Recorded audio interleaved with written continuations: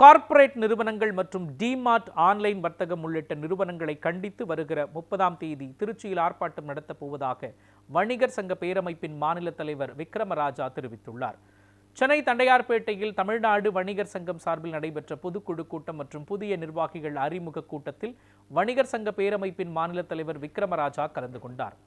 பின்னர் செய்தியாளர்களை சந்தித்து பேசிய அவர், வருகிற 30ஆம் தேதி திருச்சியில் முற்றுகை போராட்டம் நடத்தப் போவதாகவும் அந்த போராட்டத்திற்கு வியாபாரிகள் நிர்வாகிகள் அனைவரும் கலந்து கொள்ள வேண்டும் என்றும் தெரிவித்தார்.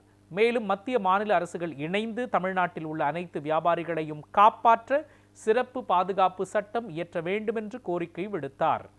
கார்ப்பரேட் கம்பெனிகள், ஆன்லைன் வர்த்தகம், டிமார்ட்டின் போன்ற ஆளுங்கி நிறுவனங்களை எதிர்த்து போராடுவதற்காக திருச்சியிலே 30ஆம் தேதி நடைபெறுகின்ற முற்றுகை போராட்டத்தில் மாவட்டத்தினுடைய தலைமையின் கீழ் நிர்வாகிகள் 1000 பேர் கொண்ட வியாபாரிகளை திருச்சியை நோக்கி அழைத்து வர வேண்டும் என்பதை தீர்மானமாக நிறைவேற்றியிருக்கிறோம்.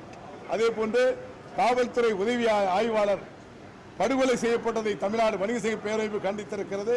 காவல்துறை அதிகாரிகள் ஊடகம், பேஸ்புக், வாட்ஸ்அப் என்று அச்சப்படாமல் உங்களுக்கு துரிதமாக நடவடிக்கை எடுக்கப்பட்டு காவல்துறை அதிகாரிகளை தாக்கக்கூடியவர்களை சுட்டு பிடிக்கக்கூடிய நிலையை அதிகாரிகள் உயர்த்தி பிடிக்கப்பட வேண்டும்.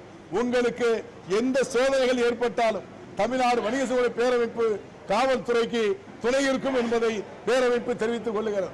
அதே போன்று தமிழ்நாடு முழுவதும் இருக்கின்ற அனைத்து வியாபாரிகளை பாதுகாப்பதற்கு மத்திய மாநில அரசுகள் இணைந்து கொண்டு சிறப்பு பாதுகாப்பு சட்டம் ஒன்றை விரைவாக நிறைவேற்றப்பட வேண்டும் என்ற கோரிக்கையை அழுத்தம் திருத்தமாக தெரிவித்துக் கொள்கிறோம்.